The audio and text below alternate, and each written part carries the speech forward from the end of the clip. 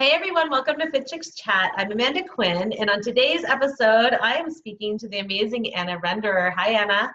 Hello. How are you today? Feeling great. Thanks for having me on, Amanda. Oh, thank you so much for joining me. So, guys, you know that on every Thursday, we always release our business podcast, and we like to feature amazing female entrepreneurs. So, today with Anna, we are going to be pulling back the curtains and diving a little deeper into her story and her business, because you've got like so many platforms and so many different aspects of business that you have your hand in and that you have been a part of. And so, I'm really excited for you to share all this information. So, why don't we start off, Anna, with you just telling us a story about how you even started your business, like what that even looked like from the beginning to sort of where you're at now. Yeah. I'm so happy to share my story because I've made so many mistakes along the way. And Right? I feel like, most people fear failure. But, Right. when you listen to somebody who's successful and somebody that's been on that journey, and I look up to a lot of successful entrepreneurs where I'm aspiring to be at where they're at, Mm-hmm. you know that from their story, they have failed along the way. So it just makes you feel better about yourself because if you make mistakes, it's okay. It means you're learning, Right? you're growing, and you're getting Yeah. better. Exactly. I think mistakes are it's all perspective. It's like, yeah, you can look at it as a failure or you can see it as like a lesson that you learn. And for me personally, whenever I have a mistake or a failure in our business, we always like to kind of like, I give myself like a minute to just kind of process it, to feel bad Yeah. about it, Yeah. and then I'm like, okay, what can I take from it and what action steps can I take to move forward?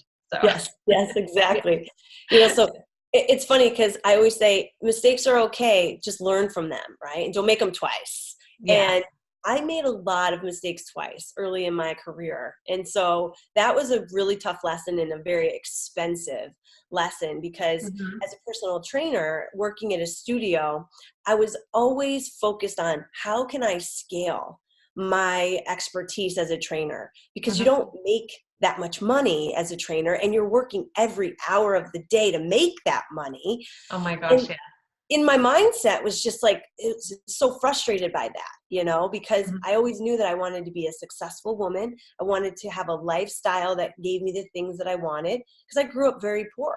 And I grew up thinking, I got to take care of myself. Never had that mentality of like, oh, I'm going to have a husband that's going to help me or whatnot. I was Right. like, I got to be the breadwinner here. And I don't want to rely on anyone for anything. Mm-hmm. So my focus was, how can I scale? How can I get out of the hour to hour compensation? And the only thing back then in 2005, 2006 was, you got to create product, because if you create a product, then people will buy it. And that's residual income, right? That's how I'm going to make my millions. So I thought, okay, I'm going to make a DVD. And so my first DVD was like bridal fitness DVD, and it was targeting women getting ready for their wedding. And I thought this was the greatest idea. There's so many brides that are going to want this forever. Started a company called Bridal Bodies, and all of that started. Mm-hmm. But I had no marketing experience. I never really thought about getting that return on my investment. It was like $10,000 to produce and create this DVD. I had those bridal fitness DVDs in my garage until after I got married in 2015. And my husband was like, you are throwing those away, get them out of here, because I never sold them all. Right. I had to get 1,000 of them to even get them produced by one of those distribution companies. Right. And it was just a fail, right? And Oh it really failed big because I didn't know how to market. I didn't have an audience. I wasn't really sure how to get it out there in the social media world yet, because social media wasn't as I so was gonna say big. it's just starting then. Yeah. Yeah, it was really getting off its feet. I don't even think there was Yeah. Instagram yet. And so, I realized that, okay, bridal fitness, it's not like I really want to work with brides forever. Mm-hmm. And, if I could just tell you, that is the biggest thing, was that I didn't do any planning. I didn't have any business experience. I was a fitness trainer. And most fitness trainers out there today are thinking the same thing. Like, I'm not a business person. I'm a fitness person. Right. And when you're trying to build a business and a product and things like that and sell, you don't really know what you're doing if you never went to school for it, you never studied it, you don't have any mentors. So I made that mistake twice. I did it in kids fitness the second time. And after that, because that was a $24,000 investment, after that fail and realizing I don't want to work with kids and do this long term, it just sounded good at the time. I realized I really have to figure out what else I can do. And, when I met my mentor, my first business mentor, it was my husband. Okay. And he was talking about all the different ways you can earn revenue as a fitness professional outside of just trading dollars for hours. And that was just like, who are you? And I want to be your best friend. Tell me what to do. I've been trying to do this forever. And now you're telling me there's reason, like in a way to do it. And that's when I really started to invest in a mentor. That's when I really took business serious. I started learning about marketing. I started taking all of that information and saying, now I'm going to make smart, more informed decisions because I got no more money. I was broke. I was broke. I spent it all on these bridal DVDs. Bridal DVDs, kids DVDs. And I'm like, that's not smart business decision making, because I wasn't evaluating up front. Okay, where's this going to go? When am I going to make my money back? How am I going to make the money back? If I can give anyone out there in the industry advice, is to whatever decision you're going to make sure you're looking at the ROI. Make sure you know the process of sales and marketing that you need to do to make it work. Otherwise, just expect to lose money. That's what I have to say about that. No, you know what's funny, Anna, is that your idea of like the bridal bodies in today, if you were to take that today, I guarantee that you could sell it so easily. Like it would be, if with the understanding that you have of like marketing and sales and everything else, it's just, that's what it really boiled down to, I think, would be just that you had the fitness idea and it was niche and it was unique and it was different, but you didn't have the business to support it. And, I talk to a lot of our business students about this and our academy students, and I say to them, like, you have to understand the business side. And there's like you said, so many health fitness pros out there that are like, but I'm a trainer. But you have to change your mindset. You have to take on the mindset of, I'm a trainer and I'm a CEO of my life and I'm a CEO of my business. And I have to take both of them as seriously if you want to get away from training in a gym and doing those split shifts and, hustling to get clients and trading dollars for hours and all that kind of mentality. You have to start taking both seriously. Absolutely. Absolutely. And luckily, we live in a time, I believe we live in the best time that has ever been available to someone to really build their own business, build their own platform, and not just in-house, but online. Going online now is easier than ever. And you just have to make sure that you educate yourself. I didn't know how to go online, but I got a mentor who taught me the steps to do it. And that's really what helped me get started and really start going online and start realizing that, I can help these 10 people in the online space on top of the 10 clients I have in the studio. Right. And that was just that little step that I took to start migrating my expertise and expanding my influence and my impact and helping more people. Because that's where the opportunity is right now when you want to scale your business and scale your income.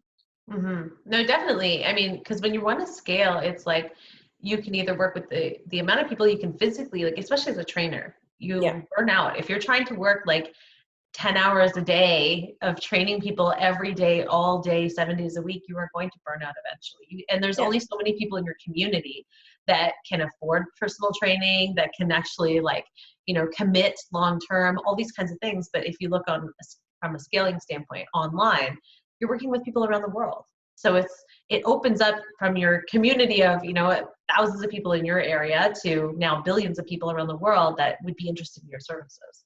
So 100%. You can't do it as a mom, now being a mom, I'm like, good thing I started 10 years ago, I mean, if I didn't start 10 years ago, I'd never be where I am today, having, my baby at home and being able to work my business and be with Luca. I'm like, this is something that more moms need to think about, or more to-be moms. If you ever think you might build a family and want to be that role, you can decide now, I got to start moving in the direction that allows me the freedom to be there, to do Of the things. course.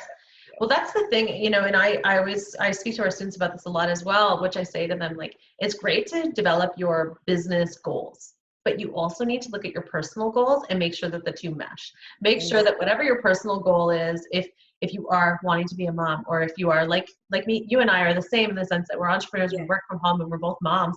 And it was really important for me to be able to have my life set up in a way that I could do that. So we actually got rid of all of our in-person programming and run this complete online business now in order for me to have the ability and the freedom to be able to work from anywhere in the world, and to be able to work from home, and to be able to still be home for nap time, and still be home to make dinner, and do all those things that I do as a mom, and then also as an entrepreneur. And that was really key for me, but it was to understand what was important personally, what was important professionally, and then how do I marry those two together to make it so that it's seamless. I love it. Yeah. So it's a lot to think about, but it's a really important thing to think about, I think. And it's a really important thing to strategize about. Now, do you have any in-person anymore, or are you completely online now? I am completely online. Yeah. Awesome. I retired I had a few private clients in Los Angeles before moving and buying our home in Temecula. So now it's just all online, and I do a lot of coaching calls on Zoom. And I get to have the FaceTime and the expressions and the gestures. And I think this is now as real as it gets, is sitting down and having coffee with a friend. Yeah. But I find that it's very powerful to coach people live on camera, just as much as if I was live standing right next to them. But the only live training and coaching that I do is now in my high performance retreats. And I do those once a year. And those are very, very special. They're limited to 6 to 8 people.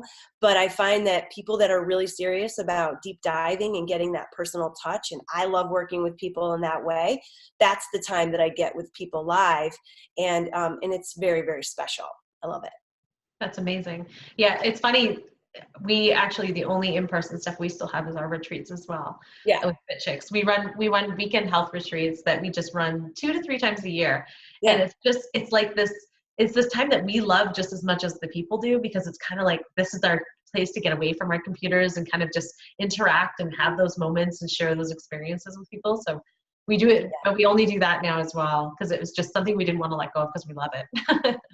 And it's like that high-end offer as well. Like, when people are building their brands, building their businesses, they're going to realize that even when you're online and you're building online courses and programs, that to have a high-end offer, high ticket offer, that it needs to be a little something more. You got to add lots more to that, a lot more elements to it. So having the live events and the live retreats and those things are something that you'll eventually even want to include in your product suite, because it's something that is going to add a lot of value to you as a coach and you as as a mentor. Definitely. Now, what would you say, and this might be a hard question because I know you said you had a lot of failures in the past, but what would you say has been one of your biggest challenges in running your own business? Biggest challenge is, productivity. Because when you're running your own business and you're your own boss and you don't have anybody asking you to clock in and clock out, then managing your calendar and being able to manage your projects so that you're not taking on too much, but you're every day working on the needle movers. You're not just doing busy work. Email I could check email for 5 hours a day. I could. Right. I know. But you choose not to do that as a business owner, because you know that you're not getting anything else that's really important done. So, being a high performance coach, I talk to people a lot about productivity and how to manage your calendar and to manage your projects and the things that are really going to move the needle in your business and in your life. Because that's the most challenging thing for most people, even if they have a 9-to-5 job. Productivity is tough for them because they're like, I've got all these things I need to do, and I've got this stuff at home I need to do, and I've had this project to clean my closet for like 10 years and I've not done it. So they don't know how to actually schedule in what they want to get done in their life. And I have the same problems. So, I manage my calendar and my productivity, with a lot of priority, because I do it first thing in the morning so that I know what I got to get done that day. And if I get it done, I know that I made progress. Whether I got everything done or not, I know that the most important things got done, and I can rest my head at the end of the day and say, okay, good job. You did well. Yeah. You know, it's interesting. Alex Sheffrin, who is, he's a business coach as well. And he had this interesting statement. He was talking about productivity and talking about to-do lists and how as entrepreneurs, we have these crazy to-do lists where it'll be like, I'm not going to quote him exactly, but it was something similar, like, or it would say, you know, like, buy a building, start a program, pick up groceries. Like, he's like, they're crazy because they're so polar. Like, everything is like all over the map. And that's just because that's how our brains work. He's like, but he had this idea of, like, for productivity standpoint, to throw away the to-do list and just basically develop this plan of attack for like the day. He has like a whole set strategy around it.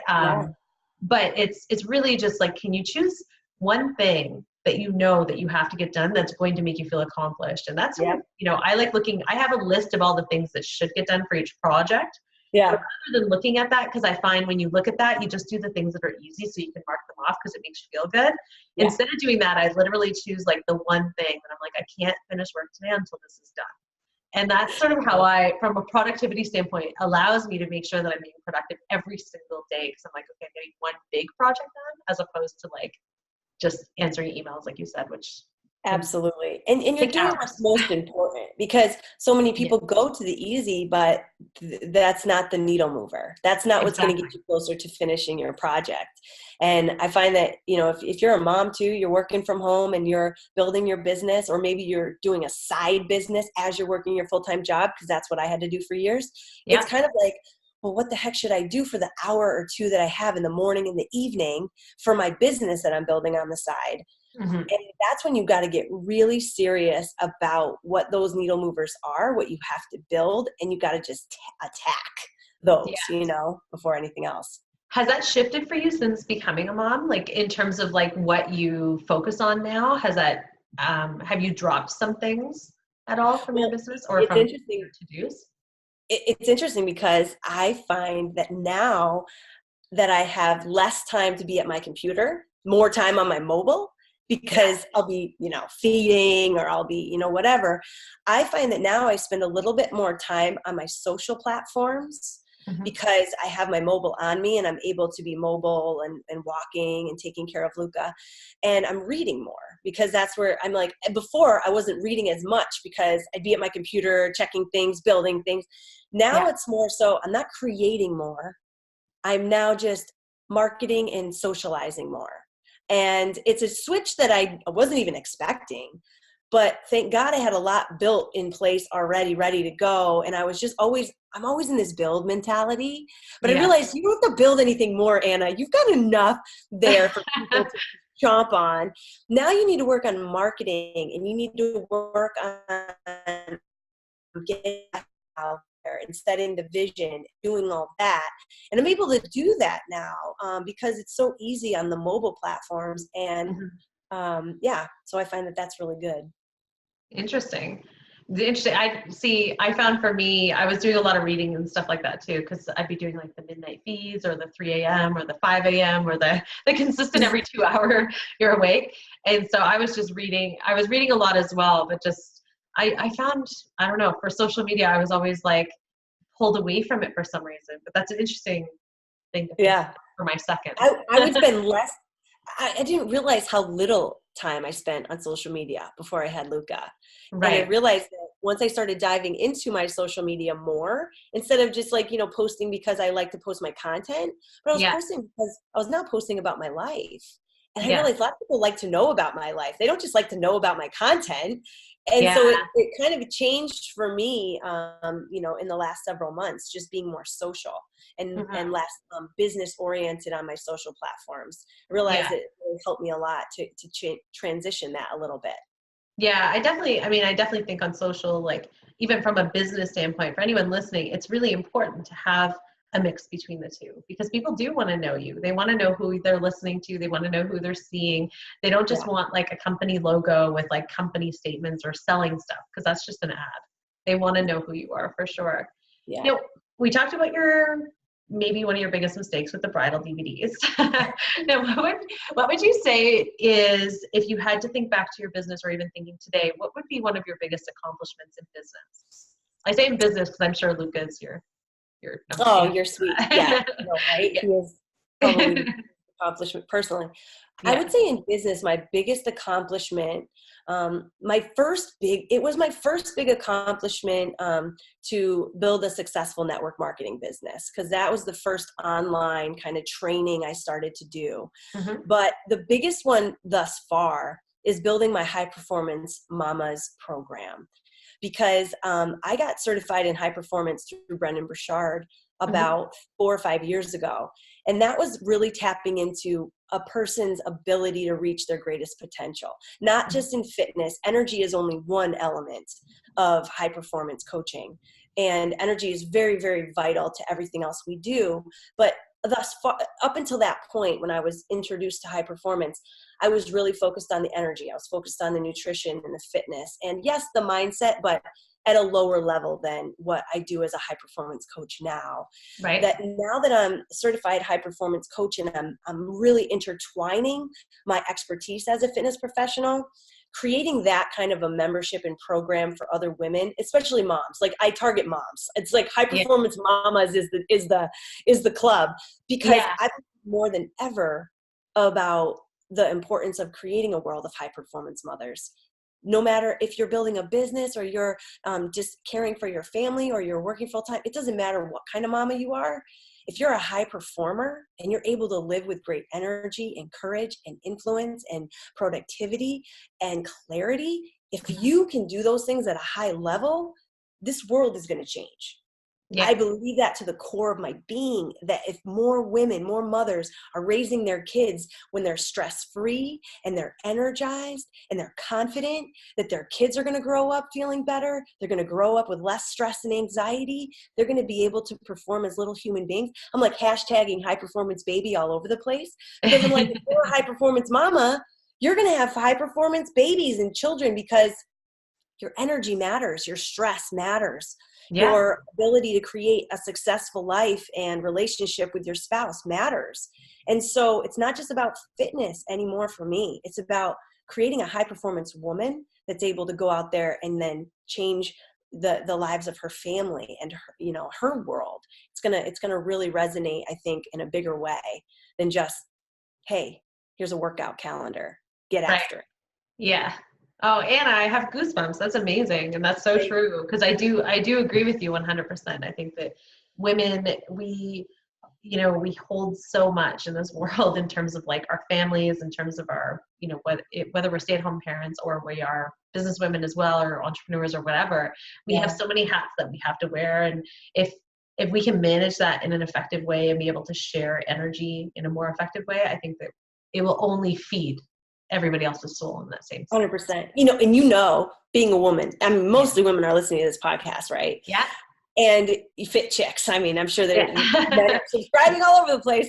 There But are some men, they do email us and they tell us they yeah, enjoy it still. I love that. But Yeah. it's funny, because we're such different human beings, men and women, that, I look at my husband and how he's adjusting Yeah. to the baby. And if I wasn't in a high performance mindset and I wasn't able to manage my emotions and my stress and my productivity and my ability to communicate, things would be crazy here. Yeah. Because Be it's total chaos. important. We really give off an amazing amount of influence to our families and our kids and our spouse, that if it's crazy and it's all over the place and it's stressful and we're mad at ourselves and we put ourselves down and we're not taking care of ourselves and all this, it's really going to be a detriment to the whole family. So it's so important that we really take a look in the mirror and say, all right, what can I do to better myself? Because I can't put the blame on anyone else if I'm not working on me. And Mhm. that's really where it starts, is looking in the mirror and saying, where do I need to work on me? And that's important. Definitely. 100%. I agree. Now, what is your overall goal with your business? Because you have so many platforms and so many pieces, what is that overall goal if you have a sort of an end goal or a strategy? Um, The end goal for my business, it's interesting because as I've done more high performance coaching and the High Performance Mamas Club and working all that into things, I find I'm very passionate about my network marketing business and my business with my husband called Vision in the Vineyards. And that is another business, a retreat that we do to help other visionaries build their brand and build their business. Because with him, yeah, it aligns so well with, being a high performer. And then, like you said, there's so many women that want to build their own brands and build their own businesses. And I find that if I could help more people in the world build their vision, bring it to life, live the lifestyle they want, be able to be at-home parentpreneurs, and be able to get their vision out there and their expertise in the world, then I feel like that's leaving legacy. And that's something that I believe is, an end goal for me and my husband, is to have